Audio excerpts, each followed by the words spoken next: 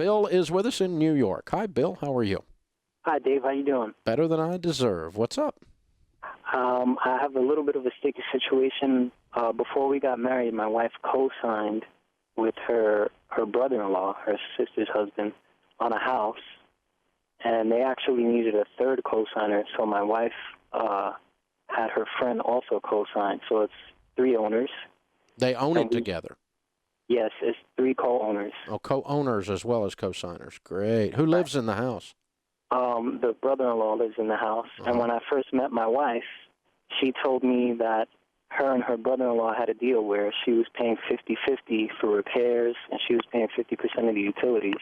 Why? And I said, that sounds like a really great deal for your brother-in-law. Why is she paying half for the utilities and the repairs in the house she doesn't live in?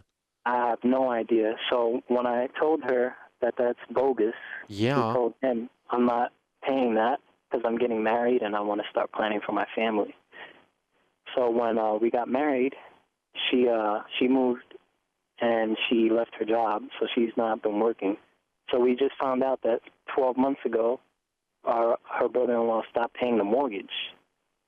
And we got a foreclosure notice, and we asked him what's going on. He said he's trying to get the mortgage lowered, so he's doing some type of strategic default.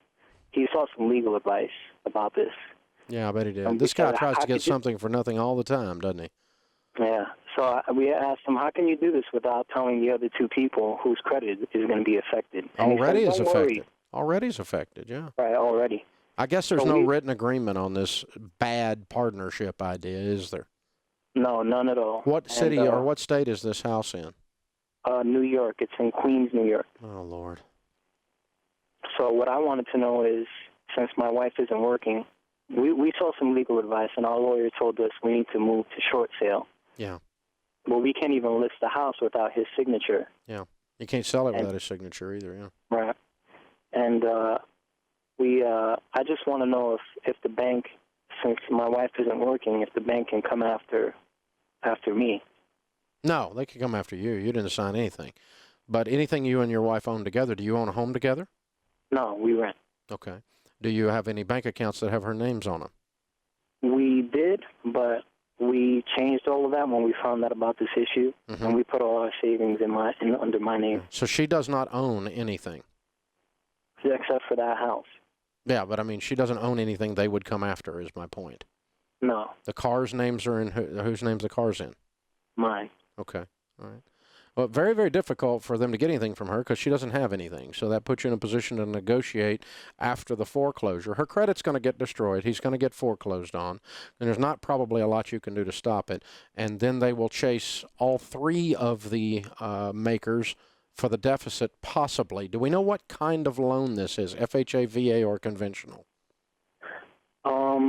I'm not sure. I think it's a conventional loan. Okay. Then if it is, then they can chase you for the deficit, her for the deficit, which means that if they sell the house for less than is owed on it, in foreclosure, they will come after the borrowers for that difference, or they can.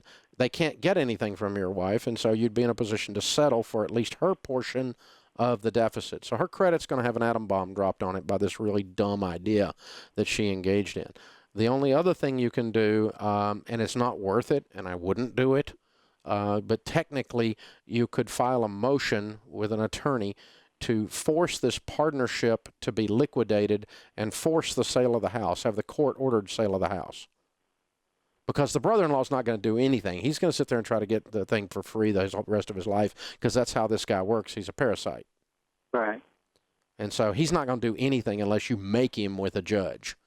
But it isn't worth it. If your wife had $500,000 and we thought they were coming after $500,000 of hers, well, it'd be worth filing a $15,000 lawsuit to force the sale of the house and keep to limit your liability. Do you see what I'm saying?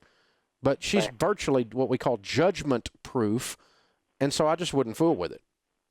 But that means we can't put anything in the future under her name. Not until this is cleared up, and it'll be a few years before it's cleared up. Maybe 7 to 10 years?